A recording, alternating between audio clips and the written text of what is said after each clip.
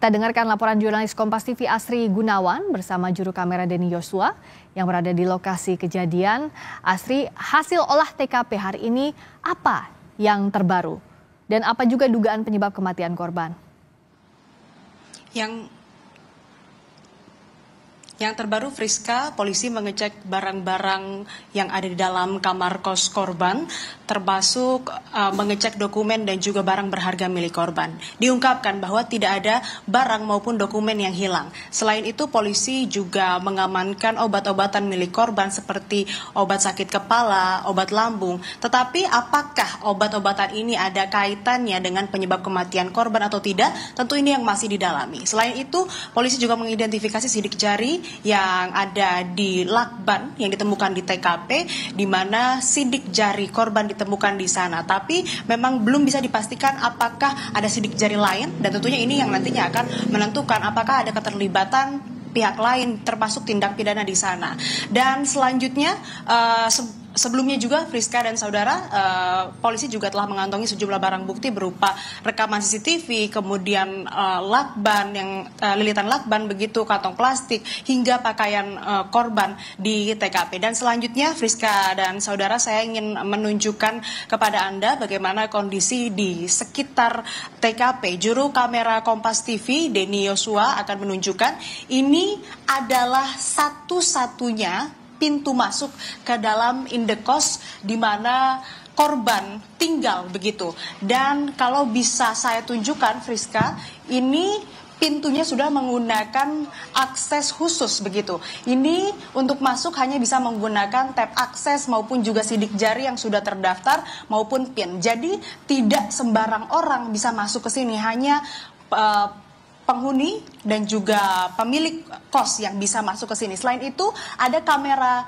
CCTV atau kamera pemantau juga di sana yang mengarah langsung ke kamar korban. Dan ini seperti yang diputar rekamannya sebelum saya memberikan laporan, ini menunjukkan aktivitas korban sebelum ditemukan meninggal dunia. Tidak hanya itu, Friska dan saudara, di TKP atau di samping indekos ini ada vape store, di mana di sini juga ada CCTV di sebelah kanan begitu, ini yang mengarah ke pintu masuk utama indekos korban, yang mana ini bisa menunjukkan tentunya apakah ada pihak lain atau orang lain yang masuk atau keluar dari indekos tersebut, dan menunjukkan dan nantinya bisa menambahkan bukti atau materi untuk polisi menentukan apakah ada keterlibatan pihak lain atau tidak. Saya juga sempat berbincang dengan salah satu penjaga di vape store ini yang menyatakan bahwa memang korban ini tidak banyak berinteraksi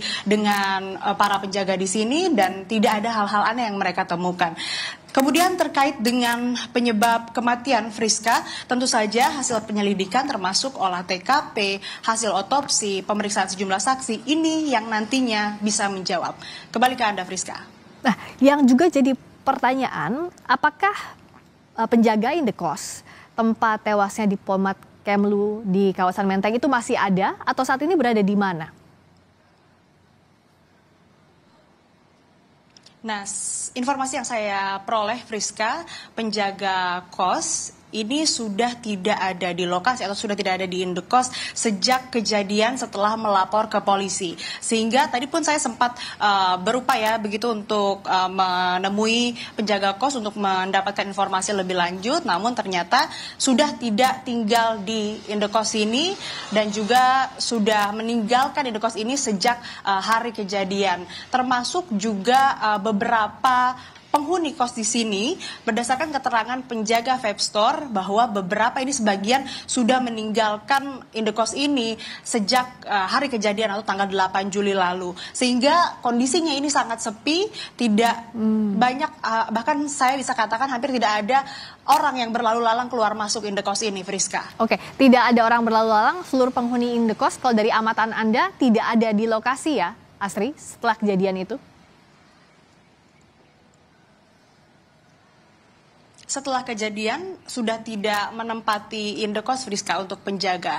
Jadi, tapi sebelumnya juga sudah seperti rekaman yang diputar sebelumnya, ditujukan bahwa di malam sebelumnya di sekitar pukul 10 lewat, begitu 10 malam lewat, penjaga kos ini sempat bertegur sapa ketika korban keluar dari kamarnya untuk membuang sampah begitu. Kemudian di rekaman CCTV lain yang menunjukkan di pagi harinya penjaga kos ini membuka atau mengetuk terlebih dahulu, kemudian tidak ada respon dan akhirnya membuka paksa sehingga disitulah ditemukan korban meninggal dunia, dan hal itu dilakukan berdasarkan permintaan dari istri korban yang sebelumnya tidak bisa menghubungi korban sampai akhirnya harus membuka paksa pintu kamar korban. Demikian, Friska.